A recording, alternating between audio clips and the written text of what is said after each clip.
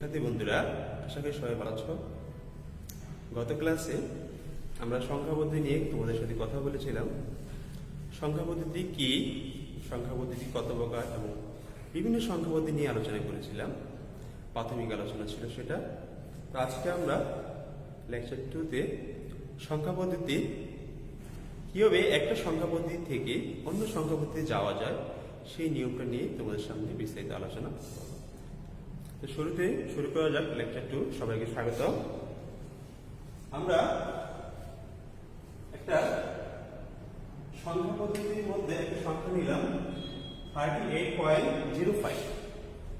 এই সংখ্যাটাকে কিভাবে আমরা বাইনারি সংখ্যায় রূপান্তর করব সেই সিস্টেমটা আমরা এখন আলোচনা করব। 38.05 যে সংখ্যাটা ছিল 38.05, এখানে দুটো পার্ট জড়িত। প্রথম পার্ট 38, প্রথম অংশ 38, পরের অংশ হচ্ছে 05। এখানে এই রেডিক্স পয়েন্টের পূর্বের অংশ ছিল আমাদের পূর্ণ সংখ্যা এবং রেডিক্স পয়েন্টের পরে 05 সংখ্যাটা ছিল ভগ্নাংশ। যখন পূর্ণ সংখ্যা হবে, পূর্ণ সংখ্যাকে দশমিক সংখ্যা থেকে যখন আমরা বাইনারি কনভার্ট করব, পূর্ণ সংখ্যার জন্য 2 দ্বারা ভাগ করতে হবে। তো এখন আমরা যখন 38 সংখ্যাটা, প্রথমে 38 কে আমরা 2 দ্বারা ভাগ করব। 38 কে যখন 2 দ্বারা সাধারণ ভাগ করা হয়, তখন আমরা 38 ভাগ 2, তখন আমাদের ভাগ করলে চলে আসে ভাগফল হচ্ছে 19 এবং ভাগশেষ 0। তাহলে আমরা ভাগফল 19 এখানে বসালাম, তারপর ভাগশেষ 0 এখানে বসালাম। পরবর্তীতে আবার 19 কে আবার 2 দ্বারা ভাগ করব।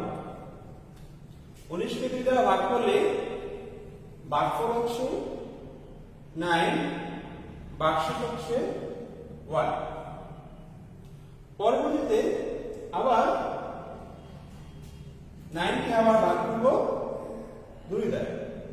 9 কে যখন 2 দ্বারা ভাগ করা হয়, তাহলে ভাগফল হচ্ছে 4, ভাগশেষ হচ্ছে 1।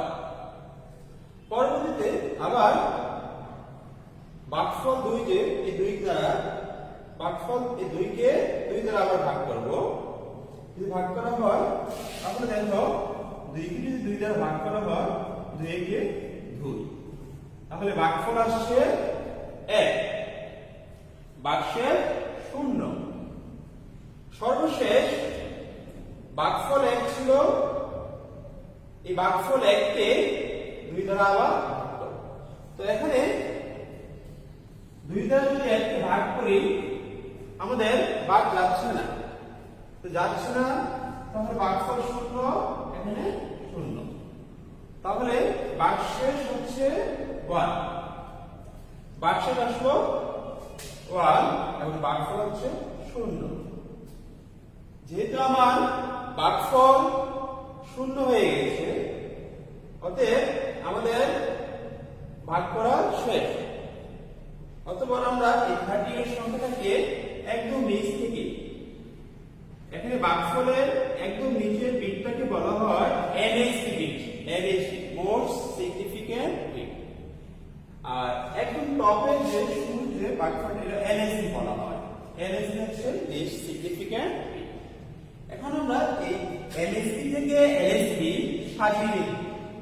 তো প্রথমে আসে 1 লিখা হলো, পরে 0 0, দুটো 0 লিখলাম, তারপরে 1 লিখা হলো, তারপর হচ্ছে 0।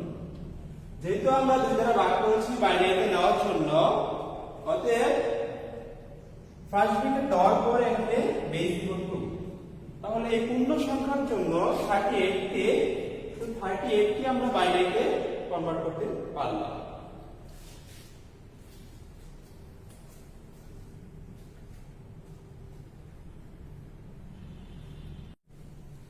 পরবর্তীতে ভগ্নাংশের জন্য ভগ্নাংশ পার্ট ছিল আমাদের 05।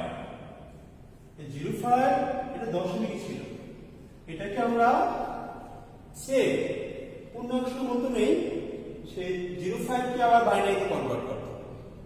তো পূর্ণাংশের ক্ষেত্রে আমরা বাইনারিতে কনভার্ট করার জন্য দুই দ্বারা ভাগ করেছিলাম। ভগ্নাংশের ক্ষেত্রে দুই দ্বারা ভাগ না করে আমরা দুই দ্বারা গুণ করব। অর্থাৎ যখন আমাদের ভগ্নাংশ পাঠ হবে, সেই ভগ্নাংশ পাঠের জন্য ভগ্নাংশের জন্য আমরা দুই দ্বারা গুণ করব। এখন দেখো বন্ধুরা, শুরুতে আমাদের সংখ্যাটা 05 ছিল, সেই 05 কে যদি আমরা দুই দ্বারা গুণ করি তাহলে আমাদের গুণফল আসছে 0.10। 05 কে যদি আমরা দুই দ্বারা গুণ করি, 5 গুণে 10, 10 শূন্য হাতে আছে 1, 2 0 1 আর হলো পয়েন্ট, এটা চলে আসছে। এখন দেখো আমরা সূত্রে যেহেতু এই পয়েন্ট মানে হচ্ছে আইসিটি ভাষা রেডিক্স পয়েন্ট, তো রেডিক্স পয়েন্টের শুরু যে সংখ্যাটা, রেডিক্স পয়েন্টের আগের অংশটা এটা ছিল পূর্ণ সংখ্যা। তাহলে যদিও আমরা এখানে ভগ্নাংশের জন্য করছি গুণ, কিন্তু রেডিক্স পয়েন্ট আগে চলে আসছে, তাহলে এটাকে আমরা পূর্ণ সংখ্যা হিসেবে কাউন্ট করব, অর্থাৎ পূর্ণাংশ পাবে না। পরবর্তীতে এই অংশটা এটা আবার ভগ্নাংশ থেকে যাবে। শুরুতে আমাদের সংখ্যা ছিল 0.05, তো 0.05 ছিল ফ্লোটিং পয়েন্ট ভগ্নাংশ। এই ভগ্নাংশের ক্ষেত্রে আমরা দুই দ্বারা গুণ করব। দুই দ্বারা গুণ করলে 0.05 কে যদি আমরা দুই দ্বারা গুণ করি তাহলে চলে আসছে 5 গুণে 10, 10 শূন্য হাতে 2 0 1 বসবে, তারপরে এখানে শূন্য। যেহেতু এই দশমিকের পর দুটো ডিজিট ছিল, অতএব এই দশমিক অর্থাৎ রেডিক্স পয়েন্টটা আমার দুইটা ঘর আগে বসবে, দুইটা ডিজিটে আগে বসবে। তাহলে পূর্ণাংশ পাঠ পেলাম 0, ভগ্নাংশ হচ্ছে 10।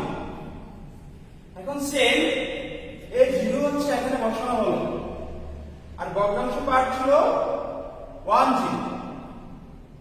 এখন এই ভগ্নাংশ পাঠ 10 কে আবার দুই দ্বারা গুণ করব। তাহলে দেখো যদি গুণ করি 2 0 2 2, তারপরে তো সেম এখানে এই শূন্য হচ্ছে পূর্ণাংশ, তাহলে শূন্য পূর্ণাংশ বসানো হলো। 0.20 এটা ভগ্নাংশ, সো 0.20 ভগ্নাংশ বসানো হলো। তারপরে আবার এই 0.20 কে আবার দুই দ্বারা গুণ করব। দেখো 0.20 কে যদি দুই দ্বারা গুণ করা হয় 2 0 2 গুণ 4, এটা চলে আসে।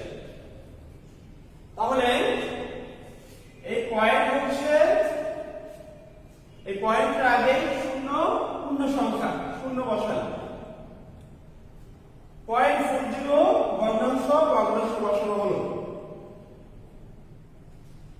যেহেতু ভগ্নাংশ পাঠ এখন পর্যন্ত শূন্য হয় নাই, তাহলে আমাদের গুণফলগুলো আর কয়েকবার করতে হবে। এখন দেখো 0.40 কে যদি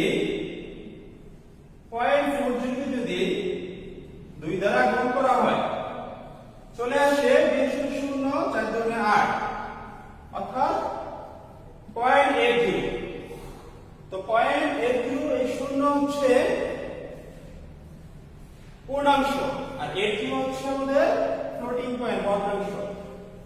যদি 80 এখন পর্যন্ত ভগ্নাংশ পাওয়ার শূন্য আসে নাই, তাহলে আবার আমাদেরকে 0.80 কে আবার গুণ করতে হবে দুই দ্বারা। দেখো বন্ধুরা, যদি আমরা 0.80 কে দুই দ্বারা গুণ করি তাহলে চলে আসে 2 0 8 গুণে 16। এখানে একটা জিনিস খেয়াল করতে হবে, আমাদের রেডিক্স পয়েন্ট দশমিকের পরে মাত্র দুটো ডিজিট ছিল, তাহলে আমাদের গুণফলে দুইটা ডিজিট আগে আমাদের দশমিক অর্থাৎ রেডিক্স পয়েন্টটা বসবে। তাহলে যদি রেডিক্স পয়েন্ট বসে তাহলে পূর্ণাংশ হচ্ছে আমাদের 1, ভগ্নাংশ হচ্ছে 60, তাহলে ভগ্নাংশ 60। পরবর্তীতে এই 0.60 কে যদি আবার তোমরা গুণ করো 0.60 গুণ 2 0 6 12। এখন দেখো পয়েন্টের পরে দুটো ডিজিট, তাহলে আমাদের গুণফলে দুটো ডিজিটের আগে এই পয়েন্টটা বসে যাবে। তোমরা যারা ছোট ক্লাসে ভগ্নাংশের গুণ, ভগ্নাংশের ভাগ এগুলো শিখেছো, সেম ওই নিয়মটাই, যেহেতু ভগ্নাংশের দুটো ডিজিট ছিল, অতএব দুটো ডিজিটের আগে আমাদের এই রেডিক্স পয়েন্ট অর্থাৎ দশমিকটা বসে যাবে। তো বসে গেলে এখানে 1 হলো পূর্ণাংশ, এই 1 হচ্ছে পূর্ণাংশ, আর 0.20 হচ্ছে ভগ্নাংশ। এখন দেখো আমরা এই 14.05 এই সংখ্যাটাকে বাইনারিতে কনভার্ট করার জন্য আমরা মোট 6 বার গুণ করলাম। এখন এই গুণ করার পর আবার চলে আসছে 0.20, তারপর চলে আসবে 0.40, 0.80, এর চলতেই থাকবে। তাহলে এই সংখ্যাটা কখনো ভগ্নাংশ পার্টে আমাদের গুণফল কখনো শূন্য আসবে না। তাহলে আমরা এটা বুঝতে পেরেছি এই ভগ্নাংশ হচ্ছে একটা অসীম ভগ্নাংশ। অসীম ভগ্নাংশে তোমার ভগ্নাংশ পার্টকে যখন দশমিক ভগ্নাংশে কনভার্ট করা হয়, যদি সেটা অসীম ভগ্নাংশ হয় সেক্ষেত্রে এটা মিলবে না। যদি না মিলে তাহলে বাইনারিতে যখন তোমরা কনভার্ট করবা তাহলে 5 থেকে 6 বার তোমরা সবাই 5 থেকে 6 বার এভাবে গুণ করবা। গুণ করার পর যদি ভগ্নাংশ পার্ট শূন্য না হয় তাহলে 5-6 বার করার পর এটা ডট ডট সাইন দিবা। এই ডট ডট সাইন দ্বারা বোঝানো হচ্ছে যে এটা একটা অসীম ভগ্নাংশ। অসীম ভগ্নাংশ, এই অসীম ভগ্নাংশ দশমিক ভগ্নাংশের অসীম হওয়ার কারণে আমাদের কখনো এই গুণফলটা মিলবে না। অতএব আমরা এখানে স্টপ করা গুণ করা এখানে স্টপ করে আমরা এই আনসারটাকে লিখে ফেলবো, অর্থাৎ উপর থেকে লিখবো। এখানে প্রথমে আমরা গুণ করার সময় প্রথম যখন আমরা 0.05 কে 2 দ্বারা গুণ করলাম তখন পূর্ণাংশ পেয়েছিলাম 0, ভগ্নাংশ 10, এই 0, তাহলে এই 0 লিখলাম। পরবর্তী যখন 0.40 দ্বারা 2 গুণ করলাম তখন 0.40 পেয়েছিলাম, পরে এটা লিখলাম। 0.40 কে আবার যখন গুণ করবা এটা পাইলাম, এটা লিখা হলো। পরবর্তীতে আবার সেম এটা লিখা হলো। এরপরে যে এটা ছিল এই সংখ্যাটা আবার লিখলাম। নেক্সট সর্বশেষ এই সংখ্যাটা লিখা হলো। অর্থাৎ আমরা 6 বার গুণ করেছিলাম। 6 বার গুণ করার পরে ভগ্নাংশ পার্ট আমাদের চলে আসছে 0.20। এখন আমরা ডট ডট দেওয়ার পর এখানে ডট ডট দিয়ে এখানে আনসার সমাপ্ত করব, তার বেস 2 লিখব।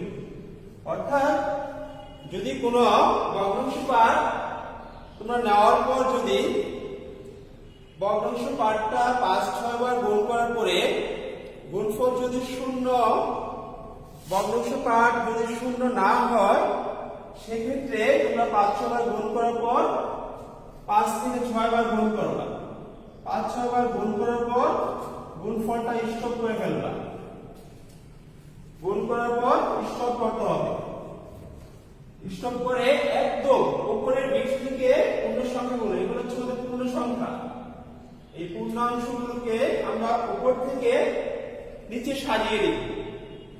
তো আমরা একটা জিনিস খেয়াল করেছিলাম, যখন পূর্ণ সংখ্যাকে যখন আমরা ভাগ করেছিলাম 2 দ্বারা, সেক্ষেত্রে আমাদের এনএসসি বিট ছিল নিচ থেকে উপরে। এক্ষেত্রে উল্টা হবে, এখানে এই অংশটাকে আমরা এনএসসি বিট কাউন্ট করা হবে। এটা হচ্ছে এনএসসি বিট। এই অংশটা তোমরা সবাইকে মনে রাখতে হবে।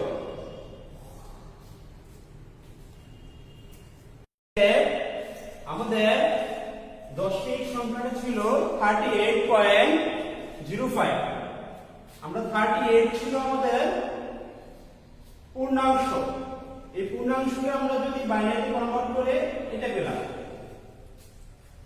পরে রেডিক্স পয়েন্টের পরে 05 এর জন্য পেলাম এই অংশটা। এখন সেম 05 এর জন্য একসাথে এই অংশটা লিখি। লেখার পর যেমন এখানে যেমন ডট ডট ছিল অতএব এখানে ডট ডট দিয়ে আনসারটা সমাপ্ত করতে হবে।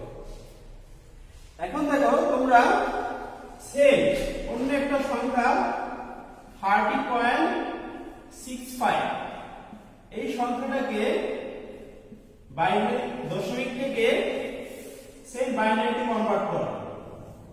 এটা হচ্ছে তোমাদের যদি ক্লাস থাকতো সেটা তোমাদের হোমওয়ার্ক দিতাম। যেহেতু আমি অনলাইন রেকর্ডেড ক্লাস দিচ্ছি, তোমরা নিজেরা এটা করবা। করার পর কত আনসার আসে সেটা আমাকে জানাবা মেসেঞ্জারে। তো সবাইকে ধন্যবাদ, ভালো থাকো। এই প্রত্যাশা নিয়েই আজকে ক্লাস শেষ করেছি। আল্লাহ হাফেজ।